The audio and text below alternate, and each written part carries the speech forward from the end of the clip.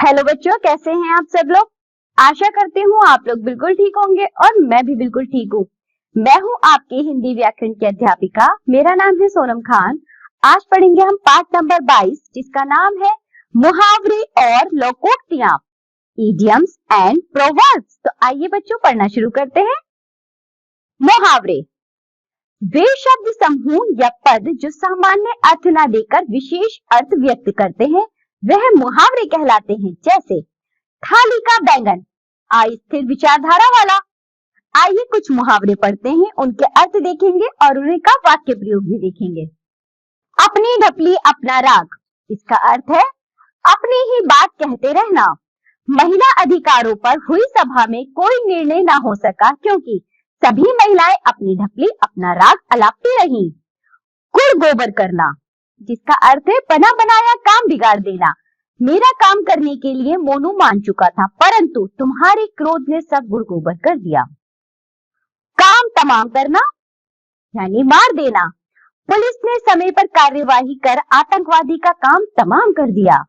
कांटे बिछाना, जिसका अर्थ है बाधा उत्पन्न करना। जो व्यक्ति दूसरे की सफलता की राह में कांटे बिछाता है वह खुद पीछे रह जाता है। कलेजा मुंह को आना यानी मन घबरा जाना। बच्चे को रोता देखकर माँ का कलेजा मुंह को आ गया। चैन की बंसी बजाना यानी आनंद मग्न रहना। काश आज भारत में हर तरफ राम राज्य होता तो लोग चैन की बंसी बजाते नजर आते। छक्के छुड़ाना यानी बुरी तरह पराजित करना। कारगिल युद्ध में भारतीय सेना ने पाकिस्तानी सेना के छक्के छुड़ा दिए। जमीन पर पैर न पड़ना, अहंकार होना। जब से बेटा डॉक्टर बना है राधिका के तो पैर ही जमीन पर नहीं पड़ते। जान के लाले पड़ना यानी गहरे दुख में फंसना। वह तुम्हारी कोई सहायता नहीं कर पाएगा। जब से उसने नया व्यापार शुरू किया है तब से तो उसके जान के लाले पड़ गए हैं। टांग अड़ाना यानी हस्तक्षेप करना। यदि तुम किसी के काम नहीं आ सकते तो बनते काम में टांग अड़ाने का तुम्हें कोई हक नहीं है। पानी पानी होना, लज्जित होना। परीक्षा भवन में नकल करते हुए पकड़े जाने पर अनुरोध पानी पानी हो गया। श्री गणेश करना यानी कार्य का शुभारंभ करना। भारतीय संस्कृति के अनुसार किसी भी महत्वपूर्ण कार्य का भी श्री गणेश करने से पूर्व श्री गणेश का स्मरण अवश्य करना चाहिए। लोहे के चने चबाना, अत्यधिक संघर्ष करना। तात्या टोपे स्वतंत्रता संग्राम के ऐसे सेनानी थे जिन्होंने अंग्रेजों को लोहे के चने चबवा दिए। बाल भी बांका ना होना, कुछ भी ना बिगड़ना। बस दुर्घटना में कई लोग मारे गए परंतु एक छोटी सी बच्ची का बाल भी बांका ना हुआ। पापड़ बेलना, जिसका अर्थ है बेकार जीवन बिताना। 5 साल मुंबई में रहे फिर भी कुछ नहीं सीखा क्योंकि यूं ही पापड़ बेलते रहे। डंके की चोट पर कहना, निडरता पूर्वक कहना, मुझे किसी से डरने की आवश्यकता नहीं है, मैं तो जो कुछ कहूंगा डंके की चोट पर कहूंगा। दांत खट्टे करना यानी बुरी तरह पराजित करना। भारत पाक मैच में भारतीय क्रिकेट खिलाड़ियों ने पाकिस्तानी खिलाड़ियों के दांत खट्टे कर दिए। तिल का ताड़ बनाना, छोटी सी बात को बड़ा चढ़ाकर बताना। घर में छोटे छोटे झगड़ों को टालना परिवार के हित में ही होता है वरना तिल का ताड़ बनाने से आपस में मनमुटाव बढ़ता है। पहाड़ से टक्कर लेना, बहुत भारी आदमी से मुकाबला करना। विधानसभा के चुनाव में अभिषेक सिंह अरविंद वर्मा एडवोकेट के खिलाफ खड़ा है पहाड़ से टक्कर लेने के लिए। 99 के फेर में पड़ना यानी पैसा जोड़ने के चक्कर में पड़ना। हाय पैसा करते करते आम जनता आजकल 99 के फेर में पड़ी है। नाच नचाना यानी मनमानी करवाना। आलोक की पत्नी उसको खूब नाच नचाती है। पसीना पसीना होना यानी बहुत थक जाना। घर की सफाई करते करते मैं पसीना पसीना हो गया हूँ। पगड़ी उछालना यानी बेइज्जत करना। किसी की पगड़ी उछालोगे तो पिट जाओगे। रंग बदलना यानी परिवर्तन होना। जमाने ने कुछ ऐसा रंग बदला कि सब देखते रह गए।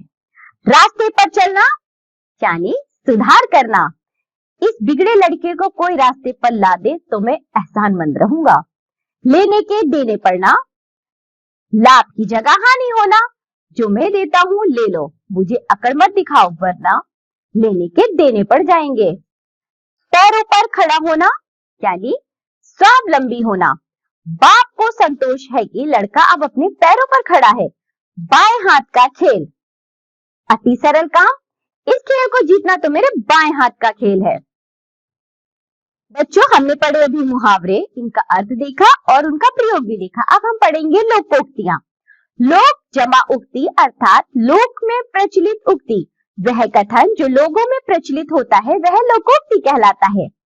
देखिए, आम के आम गुठलियों के दाम, दोहरा लाभ उठाना यानी अभ्यास करते रहने से समय भी गुजरता है तथा ज्ञान भी बढ़ता है, इसी को कहते हैं आम के आम गुठलियों के दाम।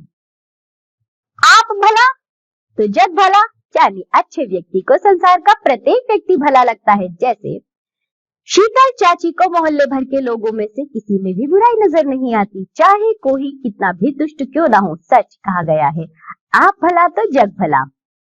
अब पछताए होत क्या जब चिड़िया चुग गई खेत। अवसर निकलने के पश्चात पश्चाताप से क्या लाभ। तुम साल भर तो पढ़े नहीं, अब परीक्षा में अनुत्तीर्ण होने पर रो रहे हो। भाई, अब पछताए होत क्या जब चिड़िया चुग गई खेत। ऊंट के मुंह में जीरा, जरूरत की अपेक्षा बहुत कम मिलना। रीता को बहुत भूख लगी थी लेकिन खाने को मिली उसे एक रोटी, इसे कहते हैं ऊंट के मुंह में जीरा। अब जल गगरी छलकत जाए, कम ज्ञानी अधिक अहंकारी होता है। मनीष ज्यादा पढ़ा लिखा नहीं है किंतु अंग्रेजी में गिट पिट करके रोब जमाना चाहता है। सच ही कहा गया है, अजल गगरी छलकत जाए। गेहूं के साथ खून भी पिसता है यानी दोषी के साथ निर्दोष भी फंसना है। राहुल तुमसे कहा था विरोध का साथ छोड़ दो लेकिन तुम नहीं माने। अब वह ड्रग्स के साथ में पकड़ा गया तो पुलिस के शक की सुई तुम्हारी तरफ भी घूम रही है। सच ही कहा गया है, से गेहूं के साथ घुन भी पिसता है। होनहार बिरवान के होठ चिकने पात।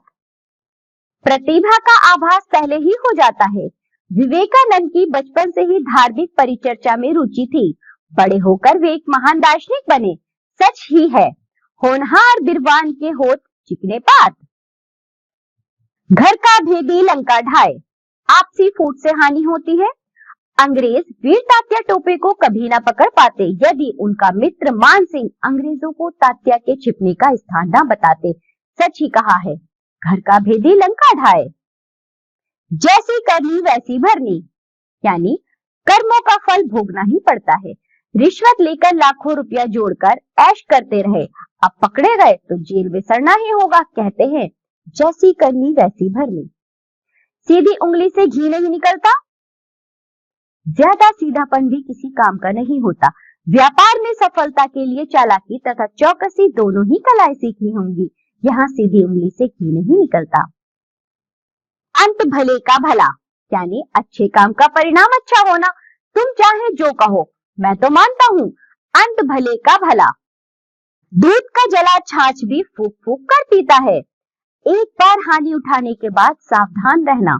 विवेक ने जीवन में बहुत हानि उठाई है पर अब वह बहुत सावधान हो गया है। सत्य है, दूध का जला छाछ भी फूक फूक कर पीता है। मान न मान में तेरा मेहमान, जबरदस्ती गले पड़ना। मैंने तुमसे यहाँ आने के लिए कब कहा था? बस मान न मान में तेरा मेहमान वाली बात मत करो। बोया पेड़ बबूल का आम कहाँ से होए? गलत कार्य करने से कोई लाभ नहीं होता। तुम सारा दिन तो खाली बैठे रहे और अब चाहते हो तुम्हें 100 रुपए दे दूं? ये कैसे हो सकता है? बोया पेड़ बबूल का आम कहाँ से होए? बच्चों, ये थी कुछ लोकोक्तियां, हमने इन्हें पढ़ा, इनके अर्थ जाने। अब हम देखेंगे मुहावरा और लोकोक्तियों में अंतर। मुहावरे और लोकोक्ति। मुहावरा वाक्य का एक अंश होता है, लोकोक्तियां पूर्ण वाक्य होती हैं। मुहावरे का अर्थ वाक्य में प्रयुक्त होने पर ही स्पष्ट होता है। वाक्य से अलग रहकर भी लोकोक्तियों से वाक्य स्पष्ट हो जाता है। मुहावरे वाक्य में प्रयुक्त होते समय लिंग, वचन, कारक के अनुरूप बदल जाते हैं। लोकोक्तियां वाक्य में प्रयुक्त होने के बाद भी अपने मौलिक स्वरूप में बनी रहती हैं। तो बच्चों, ये पाठ होता है यहाँ समाप्त। आज हमने पढ़े मुहावरे और लोकोक्तियां। हमने इन दोनों में अंतर भी देखा। मुहावरे एक वाक्यांश होते हैं जो वाक्य में ही प्रयोग किए जाते हैं। लोकोक्तियां अपना स्वतंत्र वाक्य होती हैं। हमने जो भी मुहावरे और वाक्य पढ़े हैं बच्चों, आप इन मुहावरे और लोकोक्तियों से कम से कम 5-5 मुहावरों से आप वाक्य बनाएंगे, इनका अर्थ स्पष्ट करके लिखेंगे और 5 ही लोकोक्तियों को भी आप वाक्य में प्रयोग करके लिखेंगे। इसके साथ ये पाठ होता है हमारा यहाँ समाप्त। अब हम मिलेंगे आपसे अगली कक्षा में। तब तक के लिए बाय बच्चों।